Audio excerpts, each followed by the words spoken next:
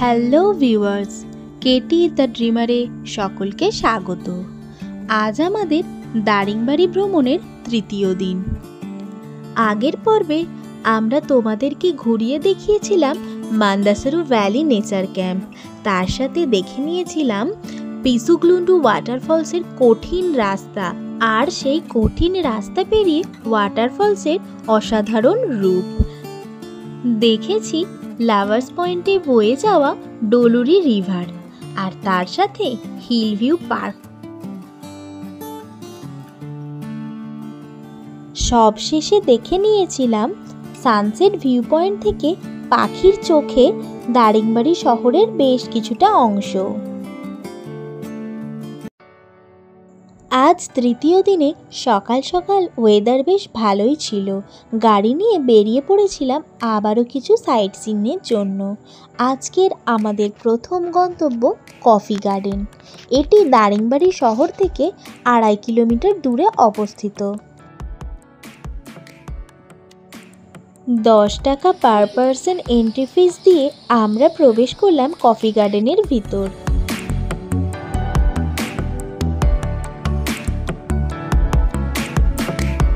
এই কফি গার্ডেনটি সকাল 9টা থেকে সন্ধে 6টা পর্যন্ত খোলা থাকে। উড়িষ্যা সরকারের মৃত্তিকা সংরক্ষণ বিভাগ দ্বারা পরিচালিত এই কফি গার্ডেনটি 45 হেক্টর জমি জুড়ে বিস্তৃত।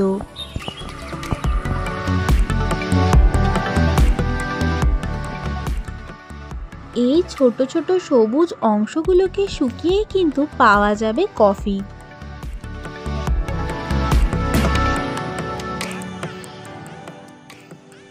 এখানে যেমনই শুনতে পেলাম বিভিন্ন পাখির আওয়াজ, ঠিক তেমনই বেশ কিছু বানরকে এদিক ওদিক ঘুরে বেড়াতেও দেখলাম। আমাদের দিকেই দেখছে।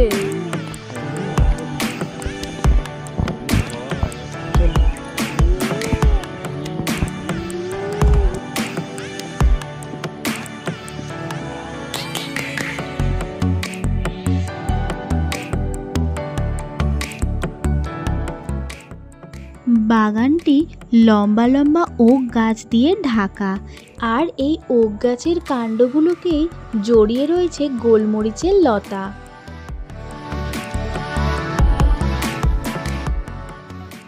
উঁচু গাছের মধ্যে মৌচাক হয়ে থাকতেও দেখলাম। এত বড় জায়গা পায়ে হেঁটে দেখা সম্ভব নয়, তাই বাগানের সামনেই হয়ে থাকা কফি গাছ, ওক গাছ ও গোলমরিচ গাছ দেখে আমরা চলে এলাম। দারিংবাড়ি শহরকে ফেলে রেখে গ্রামের পথ ধরে আমরা চলেছি আমাদের দ্বিতীয় গন্তব্যের দিকে। যেতে যেতে আমাদের ড্রাইভার দাদা সত্য ভাইয়া বলছিলেন এখানে নাকি আমাদের জন্য একটা সারপ্রাইজ অপেক্ষা করছে।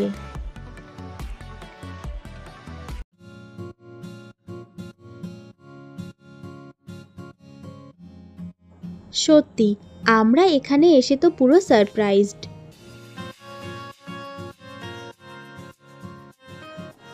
আমরা যারা অ্যাডভেঞ্চার ভালোবাসি, দারিংবাড়িতে ঘুরতে এসে এরকম এক জায়গার সন্ধান পাওয়া মানে সারপ্রাইজের থেকে কম কিছু নয়। আমরা এখন চলেছি একটি অ্যাডভেঞ্চারপূর্ণ ট্রেকে। ট্রেকের শেষে দেখা মিলবে একটি ওয়াটারফলসের। ঘন গভীর জঙ্গলের মধ্যে দিয়ে রাস্তা চলেছে, মাঝে মাঝে দূরের পাহাড়ও দেখা যাচ্ছে। এখানে আসতে হলে হাতে লাঠি এবং অবশ্যই গাইডের প্রয়োজন। আজকেও আমাদের গাইড হলেন আমাদের ড্রাইভার দাদা সত্য ভাইয়া।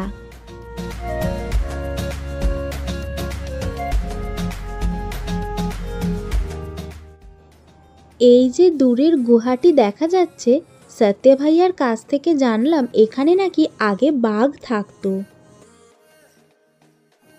এই ওয়াটারফলসটির দুটো ভাগ।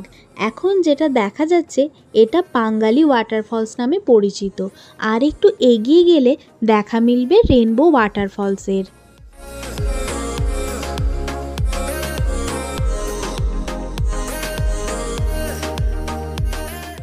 রাস্তা মাঝে মাঝে বেশ খাড়াই, গ্রিপ দেওয়া জুতো পরে না এলে খুব অসুবিধা হবে।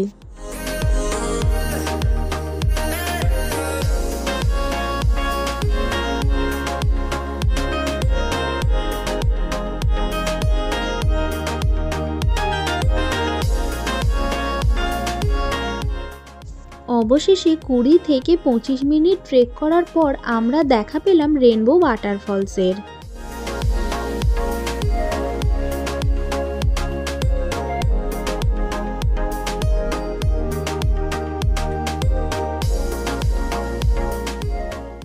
ওয়েদার ভালো থাকলে এই ওয়াটারফলসের সামনে রেনবো দেখা যায়। এত সুন্দর দৃশ্য দেখে আমাদের মনে হচ্ছিল বেশ কিছুটা সময় যেন এখানেই বসে বসে কাটিয়ে দিই।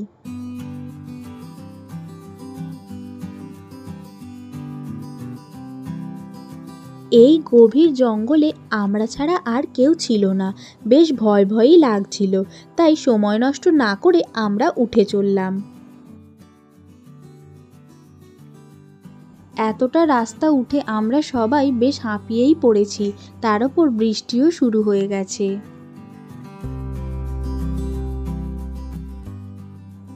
গাড়িতে উঠে পড়ে আমরা এবার চলেছি আমাদের পরের গন্তব্যে। যেতে যেতে পথেই এত সুন্দর ভিউ দেখে আমরা আর থাকতে পারলাম না, নেমে পড়লাম একটু ছবি তোলার জন্য।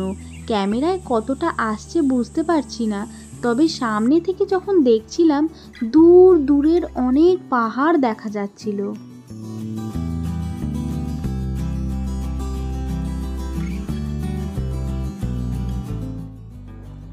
পাহাড় ছেড়ে আমাদের গাড়ি এখন সমতলে চলে এসেছে।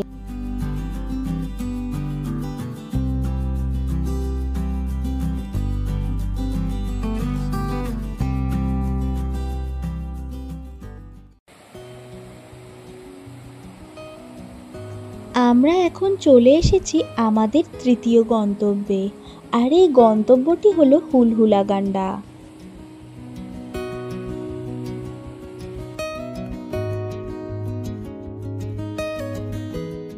আমরা এসেছি বর্ষার শুরুতে। বর্ষার মাঝে বা শেষে এলে যে জায়গাটিতে এখন রয়েছি এখানটা পুরোটাই জলে ভরে যায়।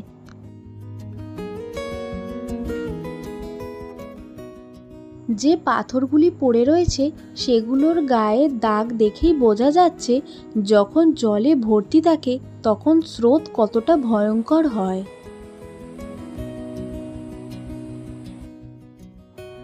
বিভিন্ন প্রজাতির প্রজাপতিও উড়ে বেড়াতে দেখলাম।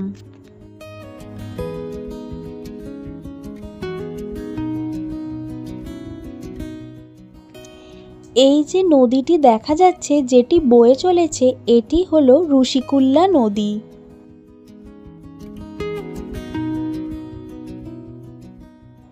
এখানে একটি শিব মন্দির আছে যা সিদ্ধেশ্বর পীঠা নামে পরিচিত।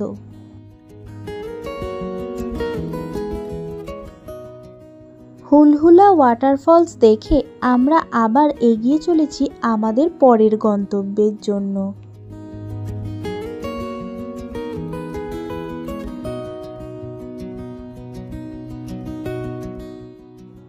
গ্রামের মেঠো পথ ছেড়ে আমাদের গাড়ি এগিয়ে চলেছে শহরের রাস্তা ধরে।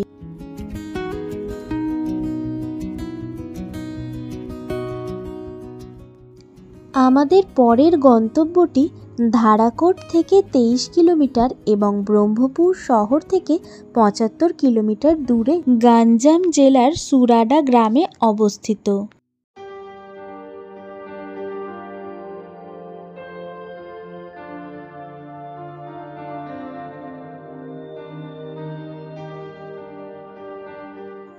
আমরা এখন চলে এসেছি সুরাডা ড্যাম দেখতে।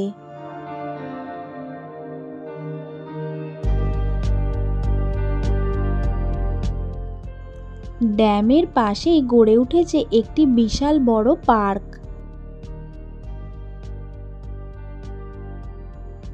এই পার্কে বেশ কিছু ওয়াচ টাওয়ারও থাকতে দেখলাম।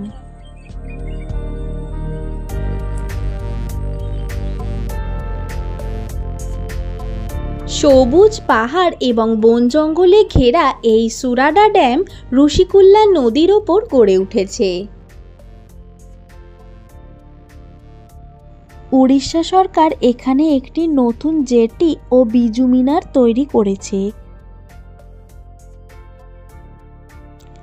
এই পার্কটি বিজু পটনায়ক পিকনিক স্পট নামেও পরিচিত। পার্কের ওয়াচ টাওয়ার থেকে ভিউ অসাধারণ। ওয়াচ টাওয়ার থেকে আমাদের সাথে সাথে আমাদের ছোট্ট মেয়ে ধৃতিকাও এই ভিউ এনজয় করছে।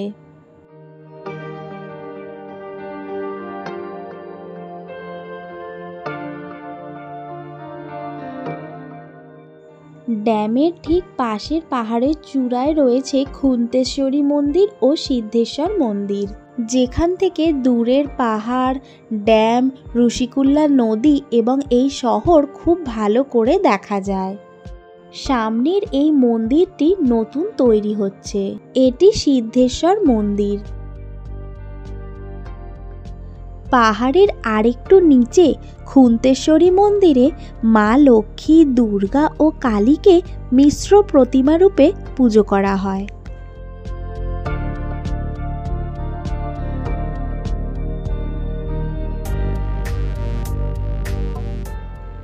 বেশ কিছুটা সময় কাটিয়ে আমরা এবার এগিয়ে চললাম আজকের আমাদের শেষ গন্তব্যের উদ্দেশ্যে।